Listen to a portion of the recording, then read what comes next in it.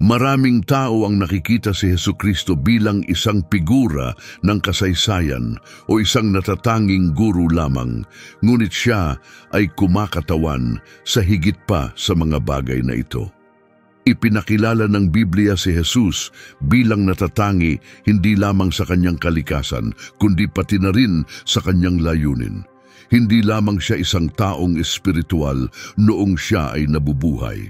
Siya rin ay anak ng Diyos at Diyos na nagkatawang tao, isang banal na pagkatao sa anyo ng tao. Isaalang-alang natin si Juan na kabilang sa pinakamalapit na mga kasama ni Jesus, bago pa man siya tumugon sa imbitasyon ni Jesus na sumunod sa kanya. Si Juan ay maayos ang takbo sa negosyo ng pangingisda, kasama ang parehong wholesale at retail na pagbebenta.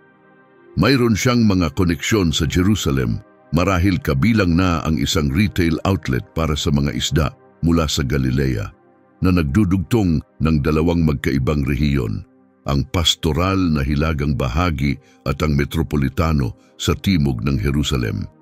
Ang ganitong uri ng pamumuhay ay nagbukod sa kanya mula sa karamihan ng mga apostol na karamihan ay galing sa hilaga, maliban kay Judas Iscariote na taga-timog. Si Juan ay hindi lamang pinsan ni Jesus at kapatid ni Santiago, isa pang disipulo. Ang kanyang malapit na ugnayan kay Jesus ay malinaw nang ipagkatiwala ni Jesus mula sa krus ang pag-aalaga sa kanyang ina kay Juan. Ang lapit ni Juan kay Jesus ay lampas pa sa ugnayang pampamilya. Kabilang siya sa pangunahing grupo kasama si Santiago at Pedro na espesyal na malapit kay Jesus. Madalas niyang tawagin ang sarili bilang disipulo na minahal ni Jesus. Pinipili niyang iwasan ang kanyang sariling pangalan habang ipinapakita ang kanyang natatanging pagiging malapit kay Jesus. Si Juan ay nasa tabi ni Jesus sa huling hapunan na pinagsasaluhan ang isang mahalagang sandali habang sila ay magkasamang nakahiga sa panahon ng Paskwa. Ang kritikal na sandaling ito ay nagbigay diin sa mahalagang papel ni Juan, hindi lamang bilang tagasunod, kundi bilang isang panghabambuhay na tiwala ni Jesus. Bilang huling nabubuhay na orihinal na apostol, isinulat ni Juan ang kanyang ebanghelyo sa kanyang mga huling taon, nag-aalok ng isang malalim na pagninilay sa buhay ni Jesus, puno ng kanyang mga personal na pananaw. Pangalawa, mahalagang tandaan na si Jesus mismo ay hindi sumulat ng anumang bahagi ng Biblia. Kasama rito ang mga ebanghelyo na nagkukwento ng kanyang buhay at mga aral, ngunit hindi siya ang may akda nito. Mahigit sa 1/3 ng ebanghelyo ang nakatuon sa mga pangyayari bago at sa mismong krusipiksyon ni Jesus. Bagaman, ang Lumang Tipan ay naglalaman ng maraming propesya na tumutukoy kay Kristo at ang aklat ng pahayag ay nakasentro sa kanya, si Juan ng Patmos, na kilala rin bilang Juan ang tagapagpahayag o Juan ang banal ang sumulat nito. Gayunpaman, hindi ito nangangahulugang walang kasanayan sa pagbasa at pagsusulat si Jesus. Siya ay parehong marunong magbasa at magsulat, gaya ng nasasaad sa Bagong Tipan. Halimbawa, sa isang sinagoga sa Nazaret, binasa niya ng malakas ang balumbon ni Isaias, at sa insidente ng isang babaeng inakusahan ng pangangalunya, nagsulat siya sa lupa. Ang mga dahilan kung bakit pinili ni Jesus na huwag mag-iwan ng anumang nakasulat na dokumento, maging ito ay mga liham, mga sistematikong aral o mga personal na pagmumuni-muni, ay nananatiling hindi alam. Pangatlo, ang mga malapit na kamag-anak ni Jesus ay lubos na kinatawan sa kanyang 12 disipulo. Sa 12, hindi bababa sa 5 at maaaring umabot pa sa 7 ang may kaugnayan sa kanya. Sa kabila nito, ang kanyang sariling mga kapatid ay nagduda sa kanyang misyon hanggang matapos ang kanyang muling pagkabuhay. Kung kailan si Santiago at Judas ay hindi lamang naniwala kundi nag-ambag din sa Bagong Tipan sa pamamagitan ng pagsulat ng kanilang mga aklat. Pang-apat, ang pinagmulan ng pangalan ni Jesus ay ibinigay mula sa langit. Nang dumalaw ang isang anghel kay Maria, binati siya nito na sinasabi, "Magalak ka, pinagpala, ang Panginoon ay sumasa iyo." Sa una, nalito si Maria sa pagbating ito at iniisip ang kahulugan nito. Pinatahimik siya ng anghel, sinasabing, "Huwag kang matakot, Maria, sapagkat nakasumpong ka ng biyaya sa Diyos. Makinig ka ng mabuti, ikaw ay maglilihi at manganganak ng isang anak na lalaki, at tatawagin mo siyang Jesus, gaya ng nakasaad sa Ebanghelyo ni Lucas." Ang pangalang ito na ipinagkaloob ng isang anghel ay nagpapakita ng kanyang banal na layunin mula sa simula pa lamang. Ikalima, ang eksaktong bilang ng mga magong bumisita kay Jesus ay nananatiling misteryo. Karaniwan, ang mga eksena ng pagsilang ay nagpapakita ng tatlong pantas, marahil dahil nagbigay sila ng tatlong magkakaibang handog, ginto, kamanyang at mira. Gayunpaman, hindi tinukoy ng Biblia kung ilan ang mga magong naglakbay mula sa silangan upang parangalan ang sanggol na hari, kaya't bukas sa interpretasyon ang eksaktong bilang. Ika-6, si Jesus ay bahagi ng isang malaking pamilya kasama ang ilang mga kapatid sa ina. Binanggit sa Ebanghelyo na habang nakikipag-usap si Jesus sa karamihan, ang kanyang ina at mga kapatid ay nasa labas at nais makipag-usap sa kanya. Mateo 12:46, Amplified Bible. Higit pang mga detalye ay ibinigay sa Mateo kung saan binanggit ang mga pangalan ng kanyang mga kapatid, Santiago, Jose, Simon at Judas, at binanggit din ng kanyang mga kapatid na babae na nagtanong ang mga lokal, "Hindi ba't ito ang anak ng karpintero? Hindi ba't Maria ang kanyang ina? At hindi ba't sina Santiago, Jose, Simon at Judas ang kanyang mga kapatid? Hindi ba't kasama natin ang lahat ng kanyang mga kapatid na babae? Saan nakuha ng taong ito ang lahat ng mga bagay na ito?" Mateo 13:25-26. Ikapito, ang kahulugan ng pangalang Bethlehem ay malalim na nangangahulugang bahay ng tinapay sa Hebreo. Kilala ang Bethlehem sa kasulatan bilang lugar ng kapanganakan ni Jesus.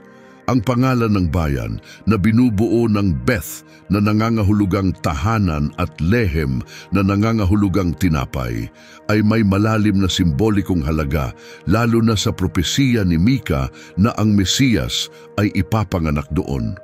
Ang simbolismong ito ay higit pang pinalalim ng sariling mga salita ni Jesus na inilarawan ang kanyang sarili bilang tinapay ng buhay, sinasabing, "Ako ang tinapay ng buhay.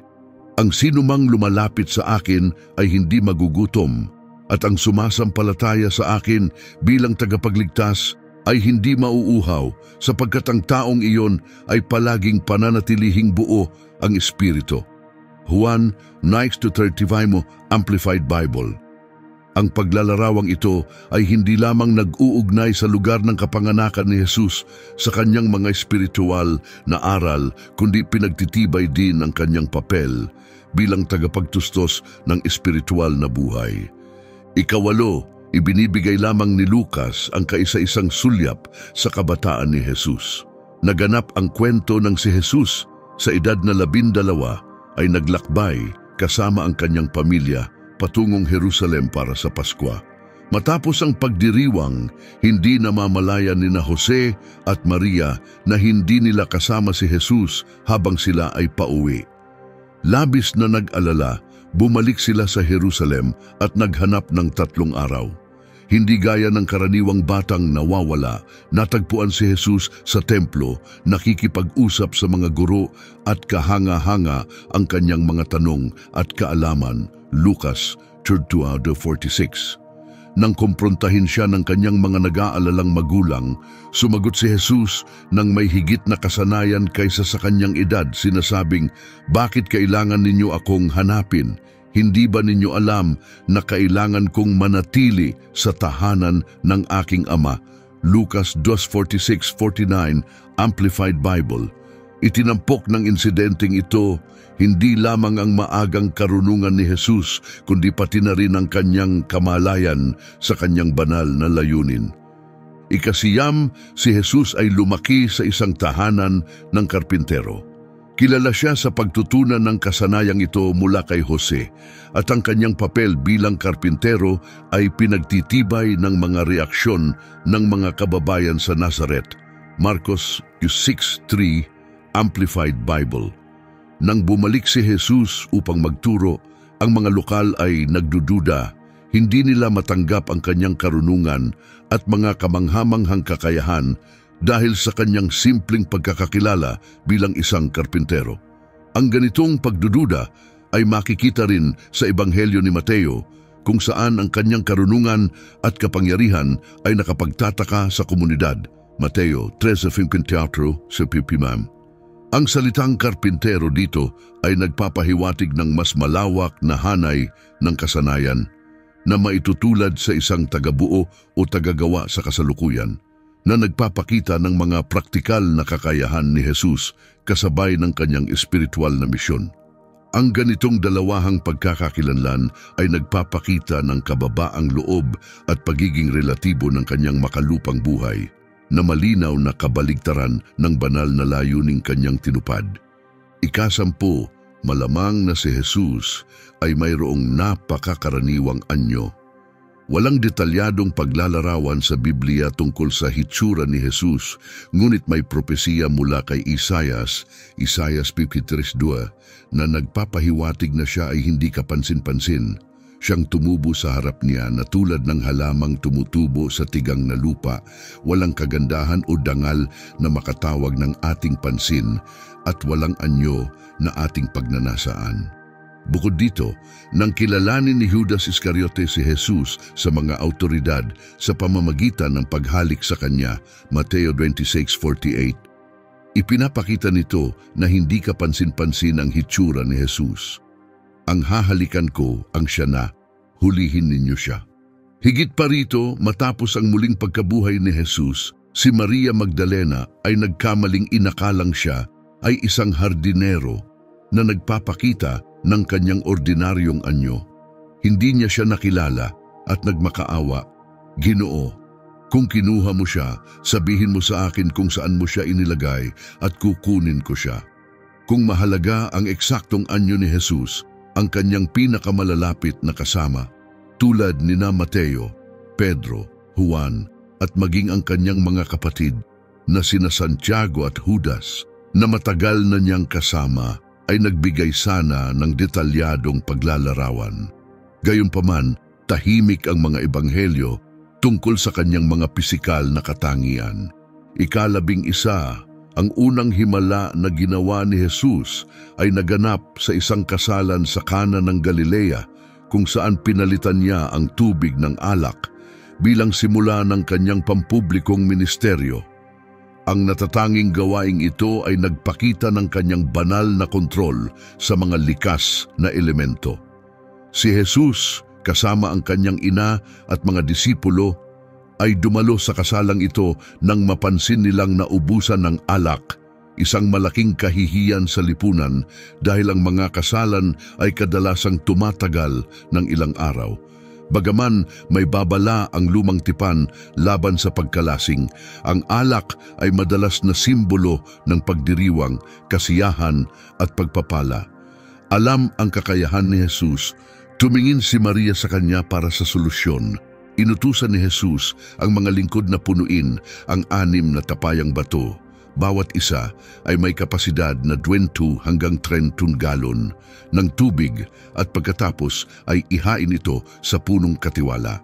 Walang kaalam-alam sa pinagmulan nito, labis na humanga ang katiwala sa kalidad ng alak.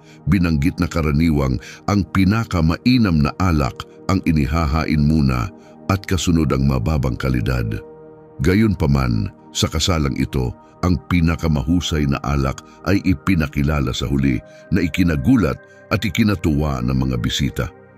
Ang himalang ito ay hindi lamang isang pagbabago ng tubig tungo sa alak, kundi isang simbolo rin ng makapangyarihang epekto ni Jesus sa mga sumusunod sa kanyang mga turo. Tinukoy ito ni Juan bilang unang tanda, isang pribadong pahayag ng banal na kaluwalhatian ni Jesus sa kanyang mga disipulo, na layuning palakasin ang kanilang pananampalataya kahit na hindi pa siya handang ipahayag ang kanyang pagkakakilanlan sa publiko. Ang mga bisita ay hindi alam ang pinagmulan ng himala. Nakatuon lamang sila sa hindi inaasahang kalidad ng alak. Ika-12, ang Biblia ay nagtatapos sa isang mensahe ng biyaya sa huling talata nito, pahayag 22-21, na nagsasabing, ang biyaya ng Panginoong Hesus, ang Kristo, ang Mesiyas, ay sumainyo, kayong mga banal, kayong mga mananampalataya, ang mga itinangi ng Diyos. Ang payapang bendisyong ito ay iniaalok sa dulo ng aklat ng pahayag, isang teksto na kadalasang puno ng mga paglalarawan ng banal na paghuhusga. Gayunpaman, nagtatapos ito sa isang tahimik na kapayapaan kung saan ipinahayag ni Juan ang kanyang pag-asa na ang biyaya ng ating Panginoong Hesukristo ay yumakap sa mga tao ng Diyos, na pinatitibay ang panghuling mensahe ng biyaya sa pagtatapos ng mga kasulatan. Ika-13, sinimulan ni Jesus ang kanyang pampublikong ministeryo sa edad na 30. Ang timing na ito ay umaayon sa tradisyonal na mga inaasahan ng pagkakapanatili at kahandaan para sa mga tungkuling pangunguna gaya ng ipinahiwatig sa Lucas 3:23. Nang simulan niya ang kanyang ministeryo, si Jesus ay mga 30 taong gulang, itinuturing na anak ni Jose, anak sa pamamagitan ng kasal ni Eli. Ang edad na ito ay tumutugma rin sa kinakailangan ng Levitikal para sa mga pari upang simulan ang kanilang serbisyo sa edad na 30 gaya ng nakasaad sa lumang tipan.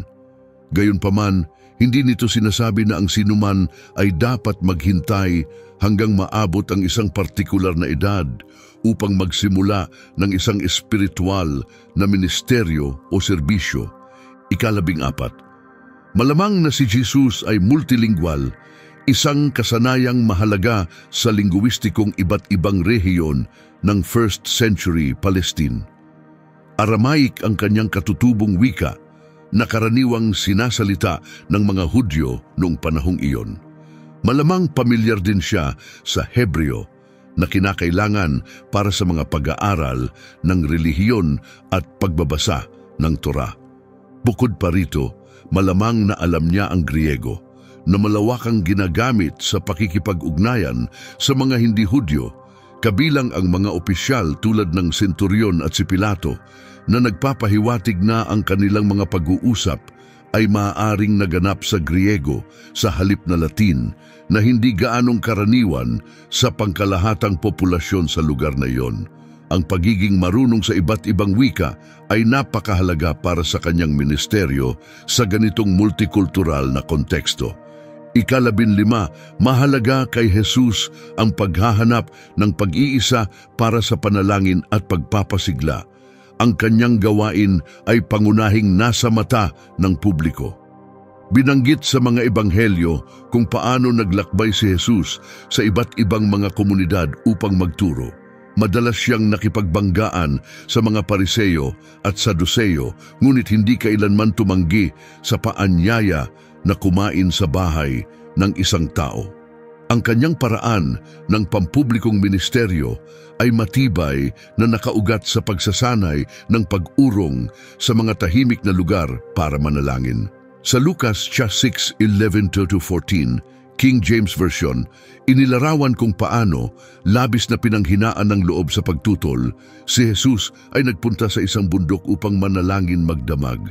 Kinabukasan, tinawag niya ang kanyang mga disipulo at pumili ng 12 upang maging mga apostol, kasama si Simon na tinawag niyang Pedro, kasama sina Andres, Santiago, Juan, Felipe at Bartolome.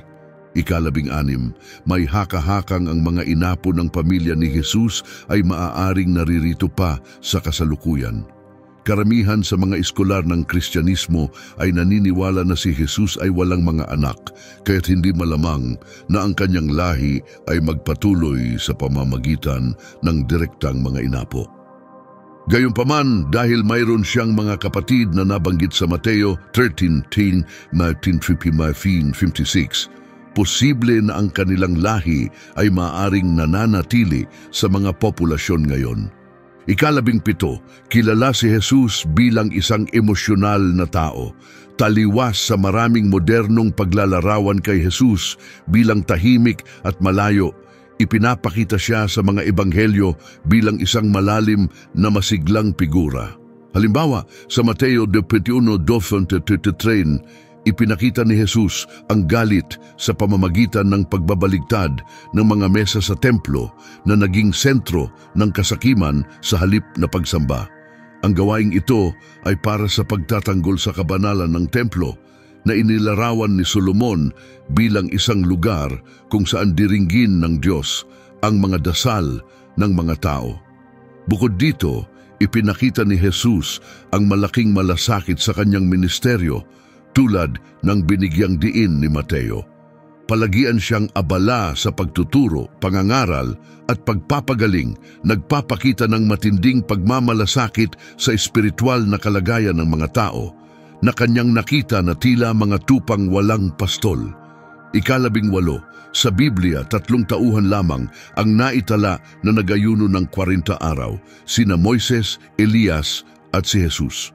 Kadalasan, ang malubhang kakulangan sa nutrisyon ay nangyayari makalipas ang 35 hanggang 40 araw na walang pagkain, depende sa antas ng pag-inom ng tubig. Sa mahabang panahong ito ng pag-aayuno, nakaharap si Jesus sa mga tukso ng dyablo sa ilang. Gaya ng inilarawan sa Mateo 4:1-3, Amplified Bible. Dinala ng banal na espiritu si Jesus sa disyerto at matapos ang 40 araw at gabi ng pag-aayuno, siya ay nakaramdam ng matinding gutom. Noon lumapit ang dyablo at hinamon siyang gawing tinapay ang mga bato, sinusubok ang kanyang pagiging anak ng Diyos.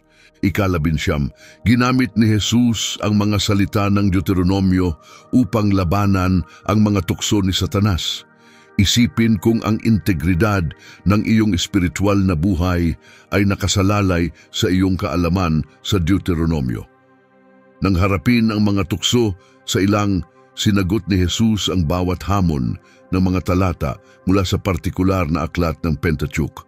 Matapos mag-ayuno ng 40 araw at halos nasa bingit ng gutom, tinukso siya ng dyablo na gawing tinapay ang mga bato. Tumugon siya sa isang kasulatan mula sa Deuteronomio 4:3, binibigyang diin na hindi lamang sa tinapay nabubuhay ang tao, kundi sa bawat salitang nagmumula sa bibig ng Diyos. Pagkatapos, hinamon ng dyablo si Jesus na itapon ang sarili mula sa templo na binabanggit ang proteksyon ng Diyos. Sinalungat ni Jesus ito gamit ang Deuteronomio 16, sinasabing, nasusulat din, huwag mong subukin ang Panginoon mong Diyos.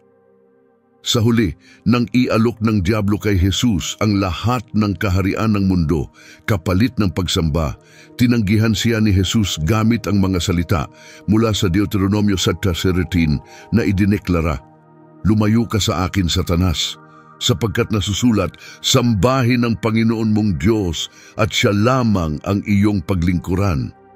Mateo 4:10. Ika-20, ang anyo ni Jesus sa panahon ng kanyang pagpapako sa krus ay labis na nakakagulat na naging dahilan upang tumitig ang mga nakakita sa kanya sa pagkagulat. Inilarawan ng propetang si Isaias kung paano magiging itsura ni Kristo habang tinitiis ang malupit na pagbugbog bago ang kanyang pagpapako sa krus. Ang kanyang anyo ay napakarahas na hindi na siya mukhang tao. Ang kanyang anyo ay lubos na nagbago na hindi na makilala. Isaiah 52:14, Amplified Bible. Ang paglalarawang ito ay nagpapakita ng matinding kalupitang dinanas niya hanggang sa hindi na siya magmukhang tao. Ganito kalala ang kanyang sinapit na ang mga tagamasid ay labis na nabigla ayon sa iba't ibang mga ulat. Sinabi sa Mateo 26:67, pinagsusuntok nila ang kanyang mukha at binugbog siya. Ang iba naman ay sinampal siya. Gayon din, sa Mateo 27:30 binanggit, pinagsusumpaan siya at pinalo siya sa ulo ng paulit-ulit. Dagdag ni Juan 19:3, at sila ay lumapit sa kanya ng paulit-ulit. Mapangutiang sinasabi, "Magandang araw, hari ng mga Hudyo," habang siya'y pinapalo sa mukha. Ang kanyang anyo ay labis na nakakasindak na. Ang mga tumitingin sa kanya ay puno ng pagkagulat. Ika-21, uminom si Jesus ng alak. Ang unang himala na ginawa ni Jesus ay ang pagbibigay ng alak mula sa tubig sa kasalan sa Kana, na malamang na isang inuming may alkohol batay sa konteksto ng mga tradisyonal na kasalang Hudyo na karaniwang may alak na pwedeng makalasing. Kung ang ibinigay ni Jesus ay simpleng katas ng ubas, malamang na mabibigo ang punong abala. Sa halip, pinuri ng punong abala ang alak na ginawa ni Jesus, na sinasabing ito ay mas mataas ang kalidad kaysa sa naunang ihinain, na nagpapakita na ito ay isang dekalidad na alak. Ang salitang nalasing na ginamit sa Juan 2:10 ay mephuel, na nangangahulugang lasing, isang salitang ginamit din sa Gawa 2:15 nang ipinagtanggol ni Pedro ang mga apostol laban sa mga paratang ng paglalasing. Kaya't ang alak sa Kana ay tiyak na may alkohol. Bagaman walang direktang ebidensya na uminom si Jesus sa kasalan, karaniwan sa kanya ang makibahagi sa mga ganitong pagdiriwang. Sa Lucas 7:34, mismong binanggit ni Jesus, si Juan Bautista ay hindi kumain ng tinapay ni uminom ng alak, at sinasabi ninyo, siya ay may demonyo.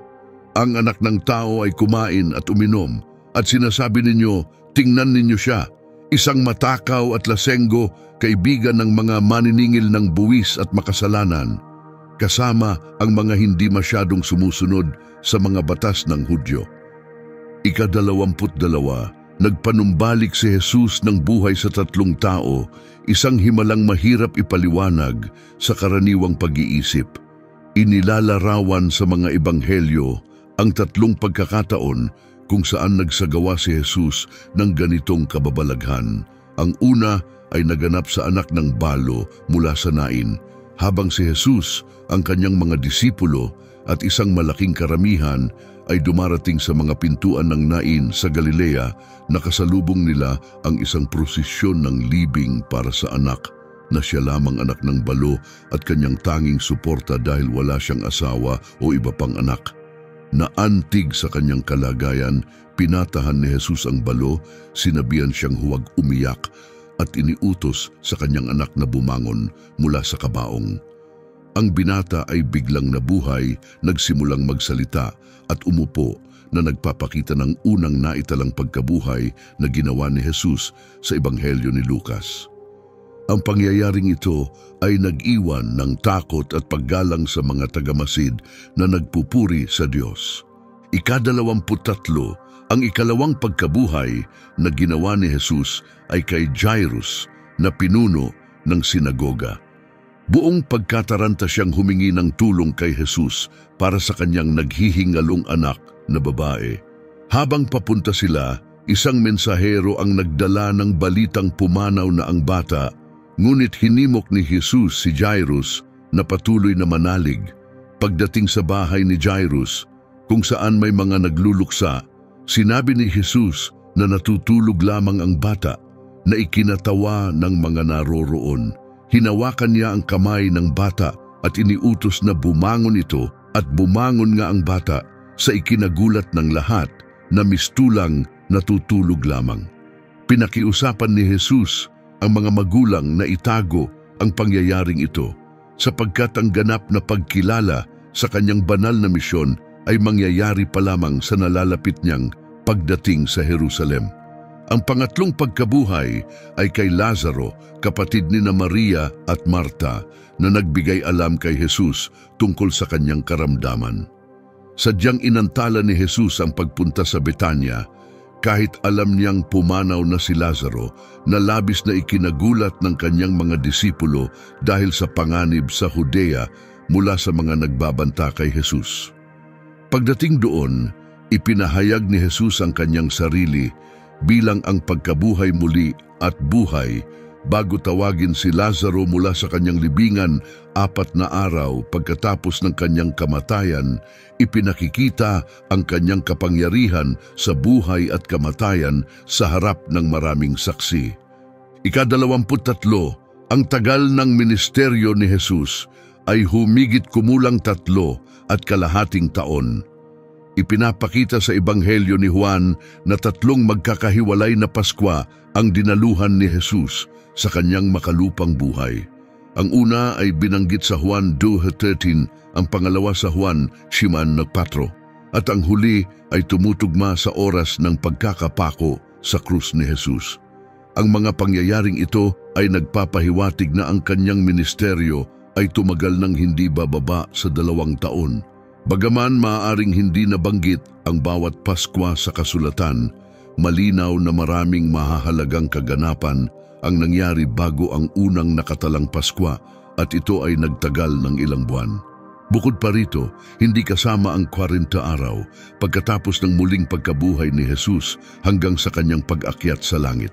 Sa kabuuan, tinatayang tumagal ng 3.5 taon ang buong misyon ni Jesus, isang kamanghamanghang maikling panahon upang mag-iwan ng ganong kalalim na epekto sa mundo. Ika-24, sa 3 natatanging pagkakataon, narinig ang tinig ng Diyos na nagsasalita kay Jesus, na nakatala sa bagong tipan. Ang unang insidente ay nangyari sa pagbibinyag kay Jesus. Ayon sa Mateo 3:16-22, pagkakalubog ni Jesus sa tubig, nabuksan ang kalangitan at nasaksihan ni Juan ang Espiritu ng Diyos na bumababa tulad ng isang kalapati sa ibabaw ni Jesus. Isang tinig mula sa langit ang nagsabi, "Ito ang aking minamahal na anak na kinalulugdan ko." Ang pangalawang pagkakataon ay naganap sa pagbabagong anyo. Habang nagsasalita si Jesus, napalibutan siya at ang kanyang mga disipulo ng isang maliwanag na ulap at isang tinig mula sa ulap ang nagsabi, "Ito ang aking anak, ang aking minamahal. Sa kanya ako lubos na nalulugod. Makinig kayo sa kanya."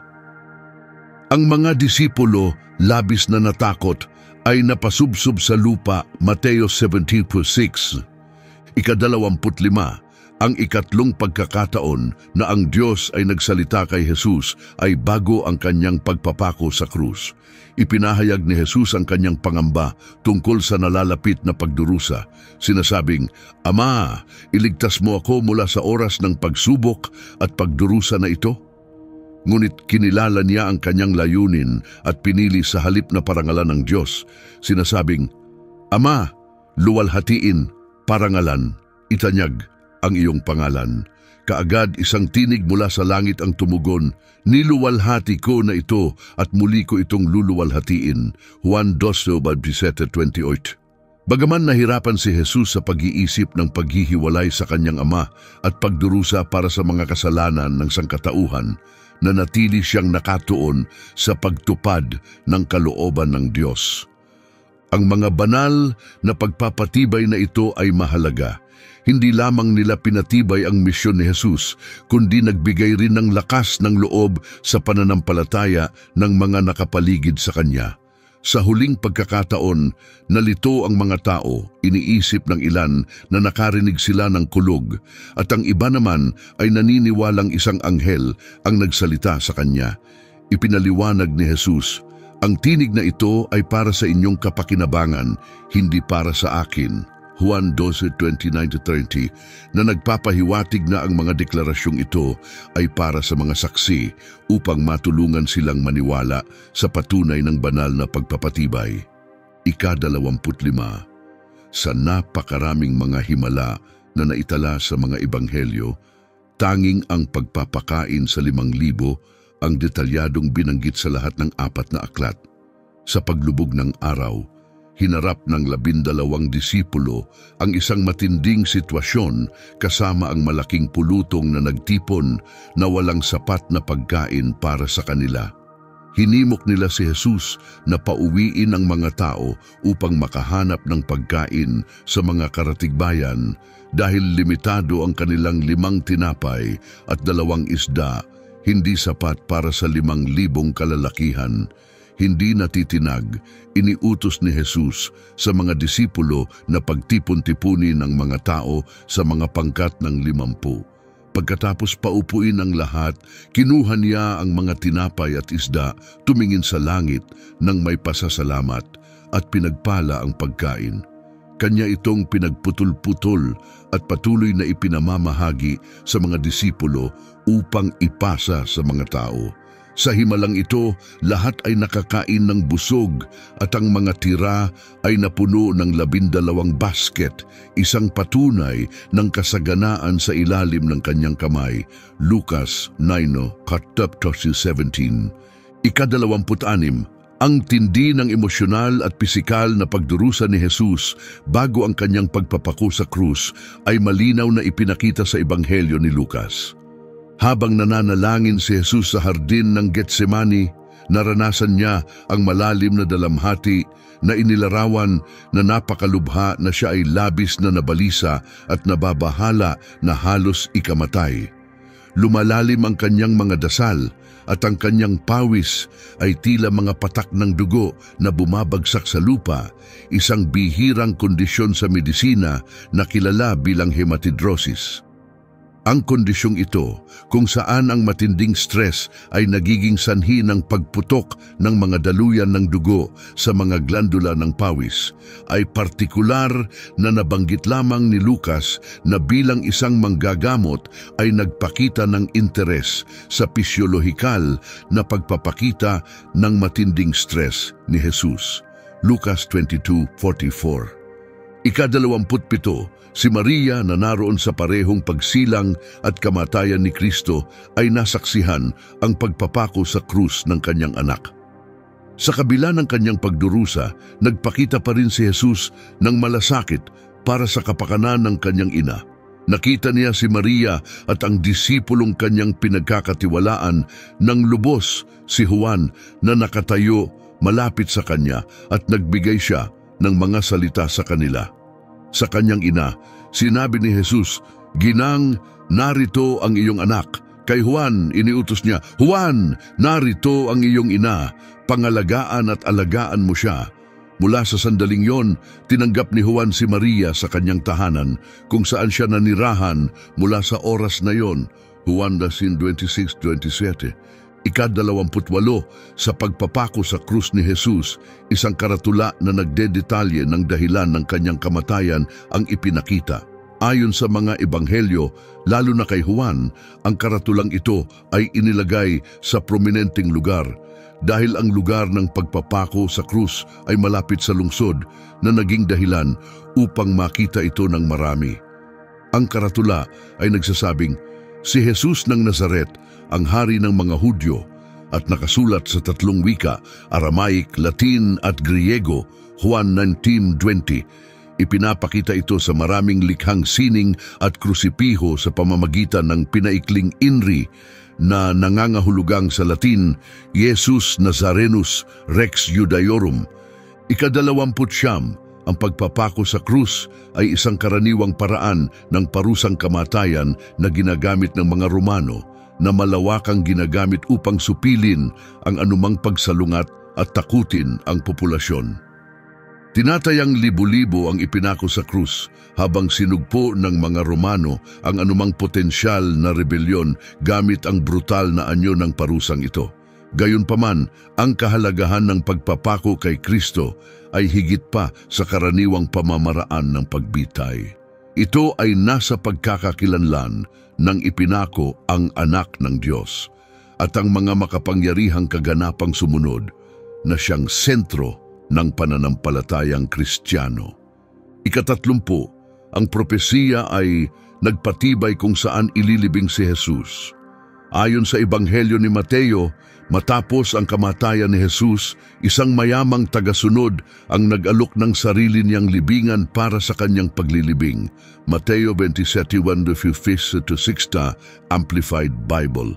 Sa paglapit ng gabi, isang mayamang lalaki mula sa Arimatea na nagngangalang Jose, na disipulo ni Jesus, ay lumapit kay Pilato upang hilingin ang katawan ni Jesus upang mabigyan siya ng nararapat na paglilibing. Pinayagan ni Pilato at ibinigay ang katawan kay Jose. Binalot ni Jose si Jesus sa bagong linen at inilagay siya sa sariling libingan na inuka sa bato. Isinara niya ang pasukan ng libingan ng isang malaking bato.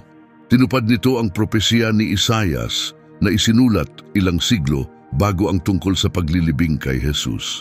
Sinabi ni Isaias 53:9, Amplified Bible, "Bagaman siya ay itinalaga sa libingan kasama ng mga masama, siya ay kasama ng isang mayaman sa kanyang kamatayan, sapagkat wala siyang ginawang karahasan ni may pandaraya sa kanyang bibig."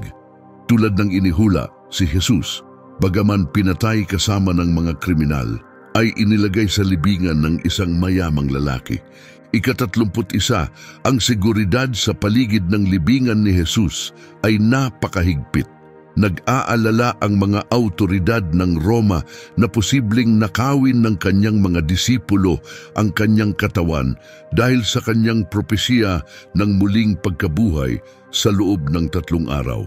Upang maiwasan ito, nagpataw sila ng 3 mahigpit na hakbang, isang mabigat na bato na madalas na inilalarawan bilang isang bilog na diskong harang sa pasukan ng libingan ni Jesus sa mga likhang sining, isang bantay, bagaman hindi malinaw kung mga sundalong Romano o mga bantay ng templo ng mga Hudyo ang naroon, sapagkat iginiit ni Pilato ang pagkakaroon ng bantay at isang selyong Romano.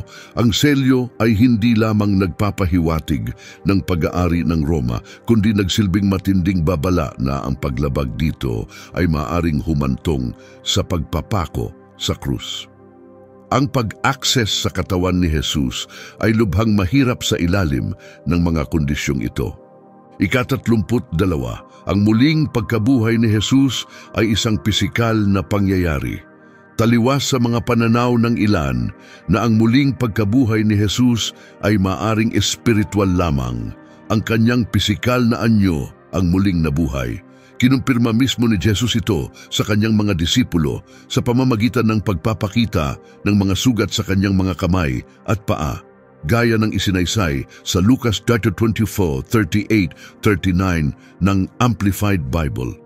Hinikayat niya silang hawakan siya at patunayan ng kanyang laman at buto na sinasabing ang mga espiritu ay walang pisikal na anyo. Upang higit na ipakita ang kanyang pisikal na muling pagkabuhay, humiling si Jesus ng pagkain at kumain ng isang piraso ng inihaw na isda sa kanilang harapan, sa kabila ng kanilang halo-halong damdamin ng kagalakan at pagdududa, tulad ng detalyadong ipinakita sa Lucas 24:42-43 ng Amplified Bible. Ika-33, nang dalhin si Jesus sa templo bilang isang sanggol, isang propesya ang ibinigay sa kanya ng isang matandang lalaki na nagngangalang Simeon, na pinangakuan ng banal na espiritu na hindi siya mamamatay bago niya makita ang Mesiyas. Pinatnubayan ng espiritu sa templo ng araw na iyon, nakilala ni Simeon si Jesus bilang tagapagligtas nang siya'y buhatin niya sa kanyang mga bisig. Ipinahayag niya ang kanyang pasasalamat sa Diyos para sa pagtupad ng pangakong kaligtasan sa pamamagitan ng batang ito. Ang propesiya ni Simeon kay Maria ay makapangyarihan.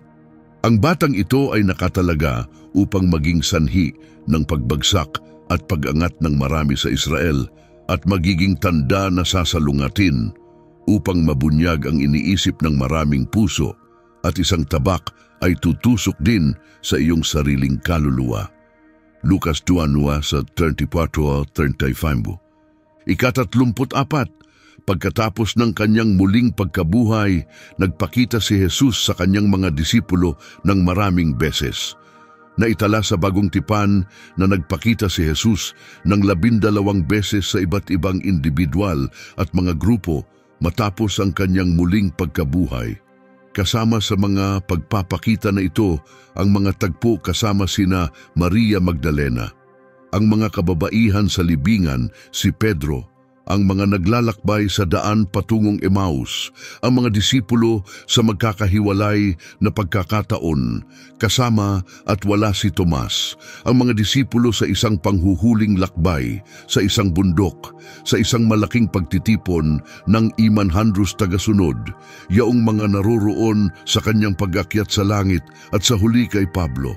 Ang pagkakasunod-sunod ng mga pagbisita na ito ay nagpapakita ng pisikal na realidad ng kanyang muling pagkabuhay at pinagtitibay ang kanyang mga aral at ang kanilang banal na misyon.